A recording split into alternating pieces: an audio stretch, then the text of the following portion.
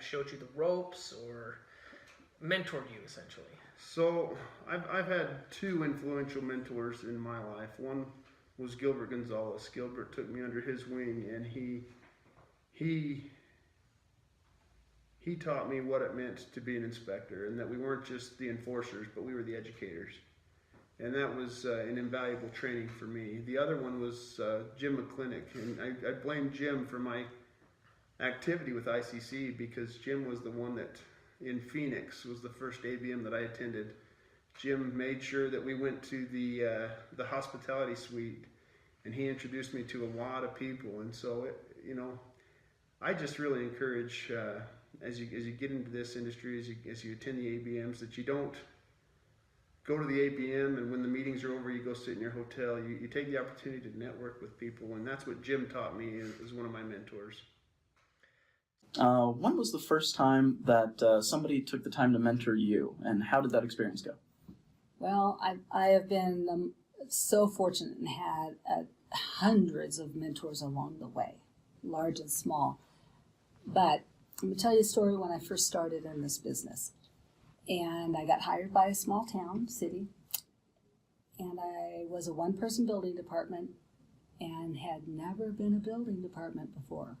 Not necessarily even been into a building department before, but Wow. now I was it.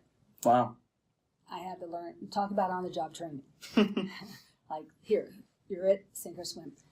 And actually what I did probably about my second day there was I looked at the map, called all of my immediately adjoining jurisdictions and introduced myself and asked, can you teach me the job? Mm-hmm. True story.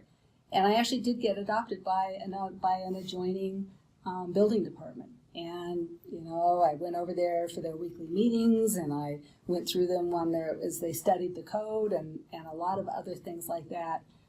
Ended up having really, really good time there. And it was free. I mean, my jurisdiction knew that I'd never done building department work before. And on each job that I've done, that I've had, it's basically been on-the-job learning. Mm-hmm. And so I figure if you can just get dropped into a job and there's nobody in there around that knows anything, and figure it out, anybody can do it. I think that's an important lesson for anyone starting to get into this industry. Yes. Be bold. Go do it. And I think the enlightened folks now are really looking for the same thing, people skills. If you've got the people skills, you can learn the rest. Who mentored you, and how did you meet?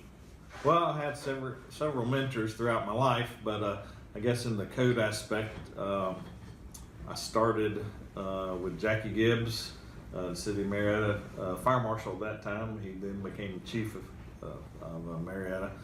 He sort of got me hooked into state government and being a plans examiner.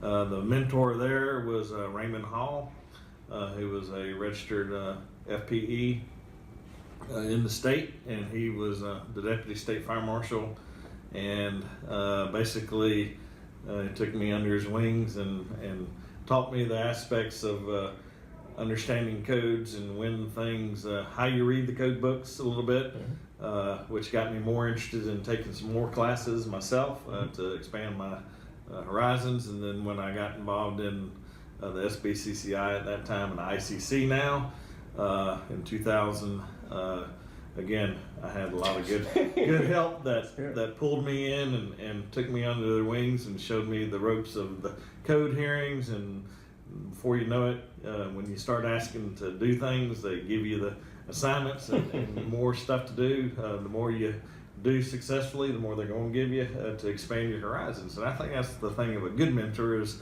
they challenge you a lot to push yourself. And so I've had several.